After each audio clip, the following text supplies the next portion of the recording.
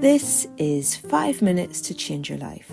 My name is Joanne Mallon. I'm an author and coach. I love helping people make wee changes that make a massive difference in their lives. Give me 5 minutes of your time today. Just might change your life.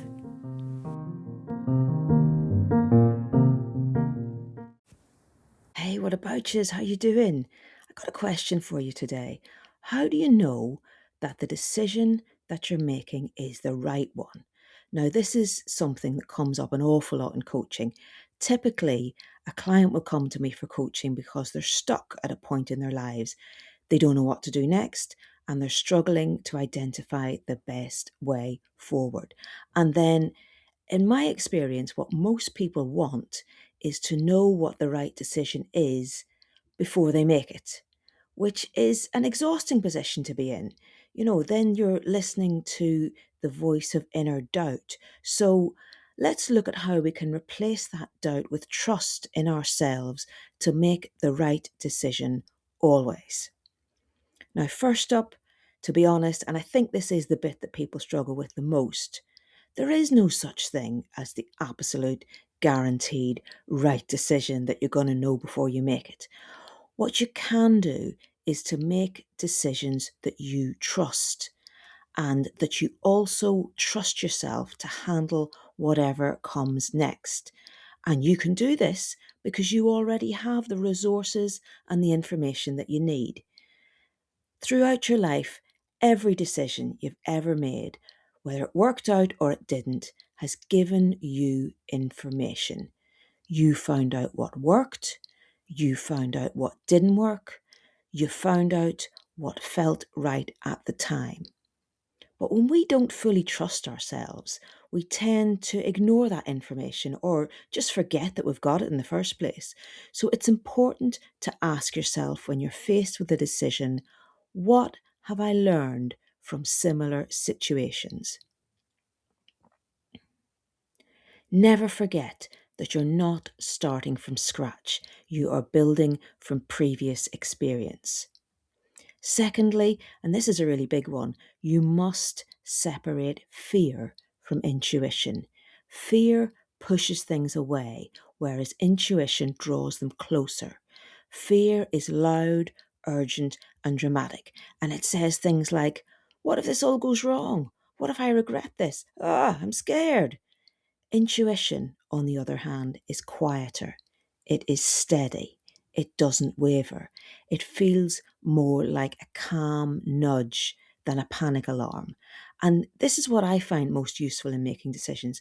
I will sit on that decision for as long as it takes, sleep on it, and see what conclusion stays with me, because it's your intuition that stays with you and fear goes away. I find that fear is often a knee-jerk reaction in the face of change. It's a resistance that we feel as our comfort zone stretches. But fear will go away. It will dissipate. Whereas intuition is more like a guiding light. It's a beacon that stays steady. So then when you sleep on things, it's the conclusion that you wake up with that is generally the right one. Intuition or your gut instinct is the one to listen to, not fear.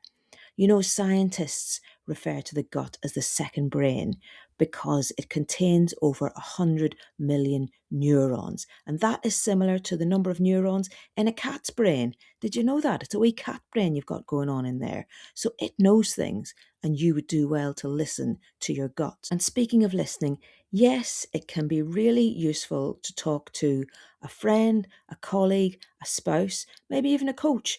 But don't feel that you have to outsource your decisions. You will build trust in yourself the more you own your own decisions. You make the final call, and this is an action of self-trust.